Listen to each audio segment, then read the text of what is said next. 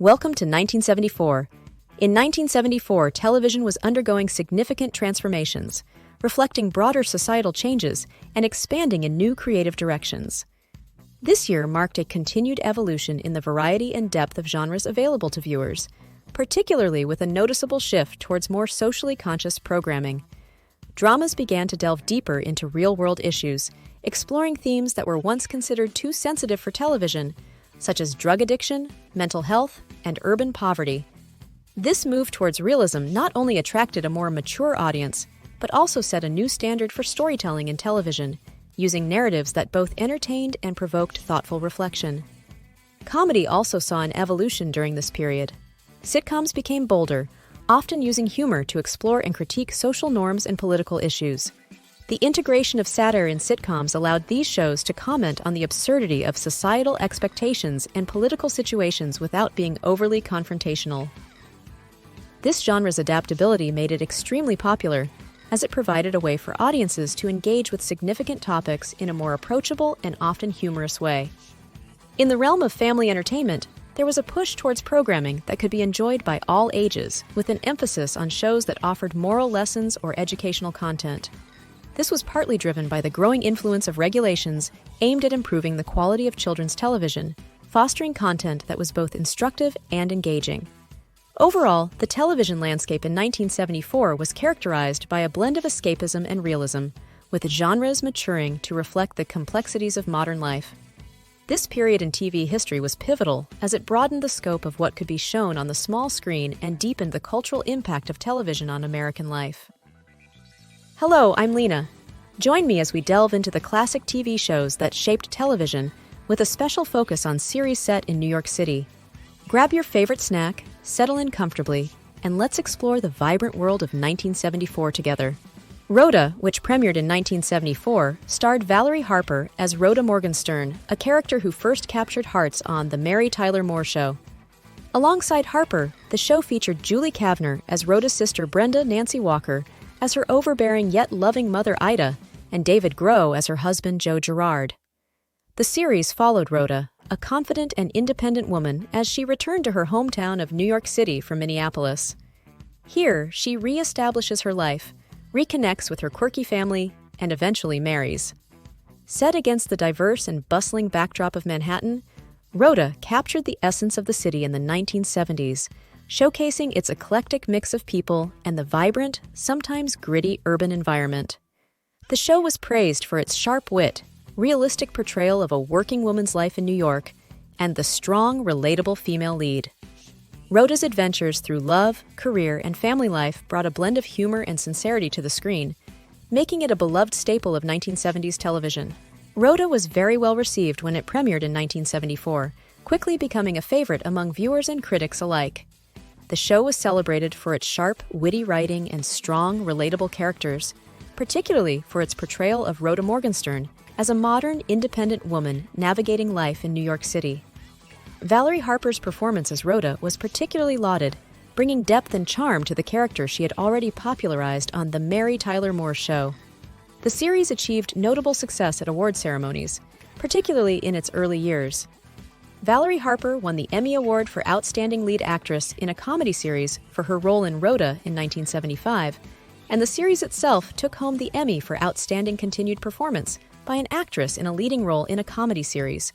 Additionally, Rhoda was recognized at the Golden Globes, where it won for Best TV Show. Comedy, and Valerie Harper received the award for Best TV Actress, Comedy.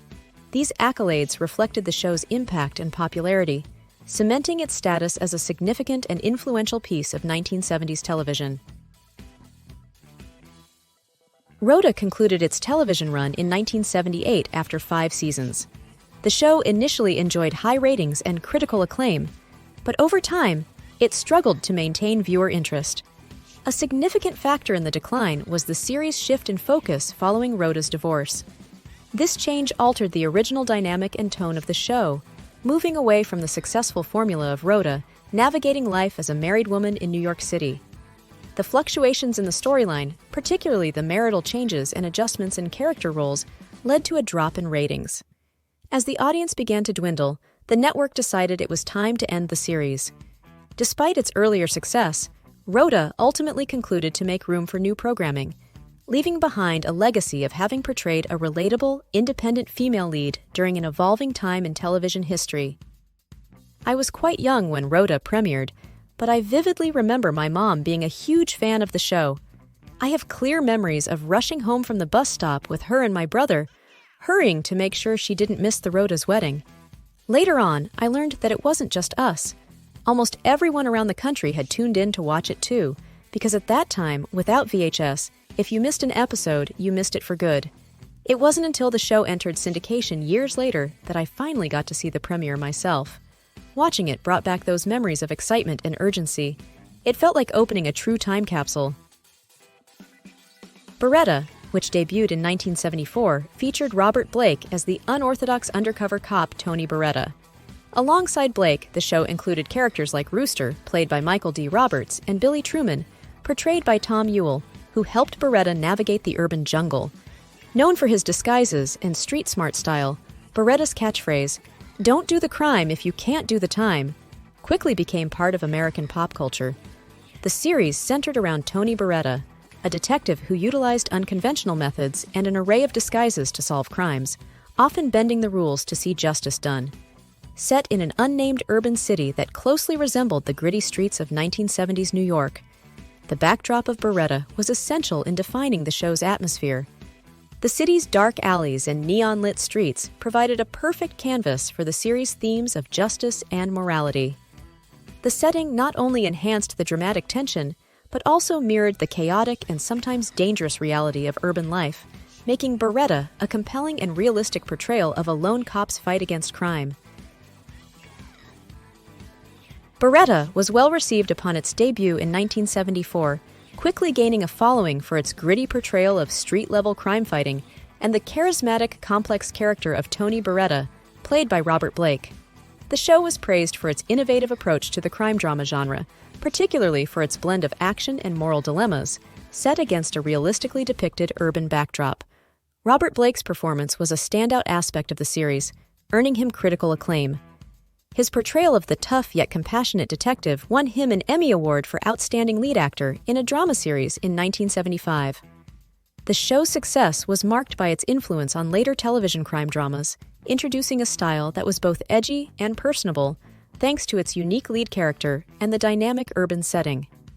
Baretta remained a popular and influential part of the television landscape throughout its run, remembered for its contribution to the genre and its memorable lead performance.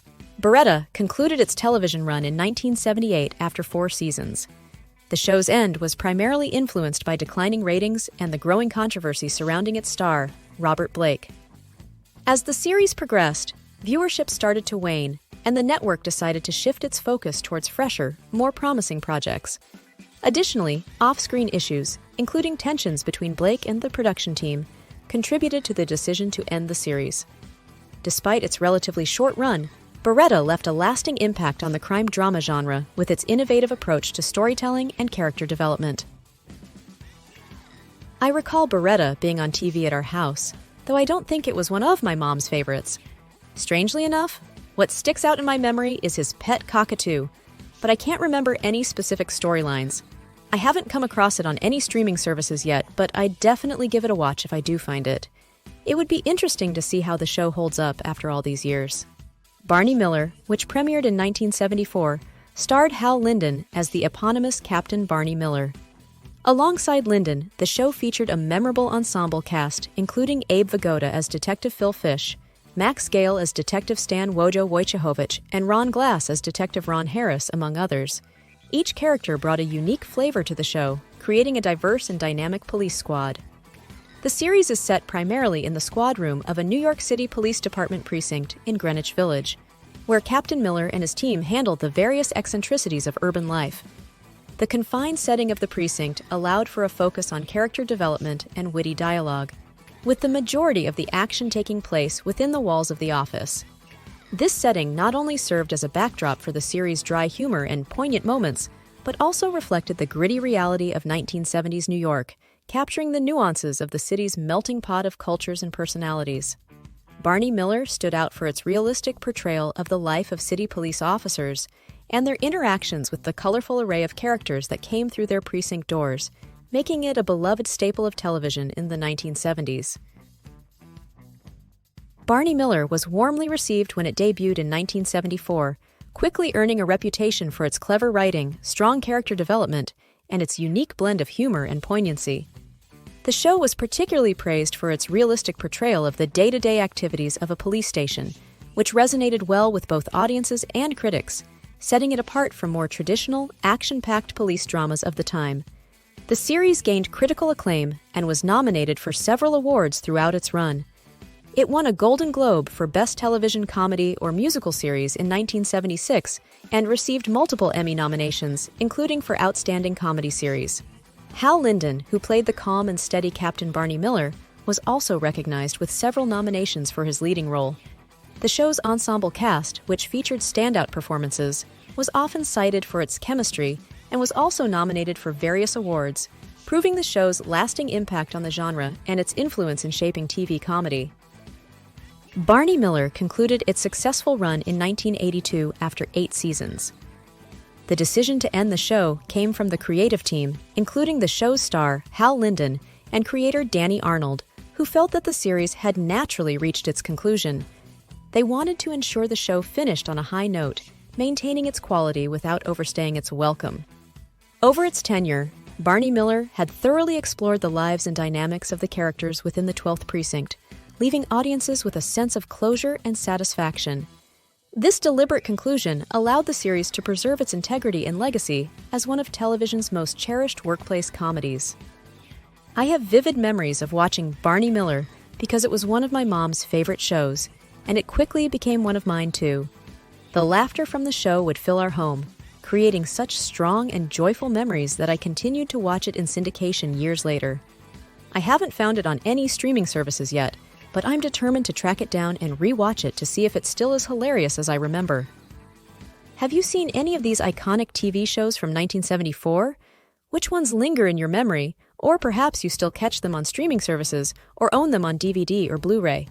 I'd love to hear about your favorites and your memories. Thank you for joining me on this nostalgic journey through New York City on TV Part 4, 1974. Stay tuned for Part 5, where we'll dive into the vibrant television scene of 1975. Thanks for watching Timeless New York City. If you've enjoyed our journey through the television history of New York City, please don't forget to like, comment, and share this video. Subscribing to the channel really supports my work and helps preserve these wonderful memories. Your engagement is incredibly valuable to me, and I'm grateful for the chance to share these stories with you. Let's keep exploring more amazing content together.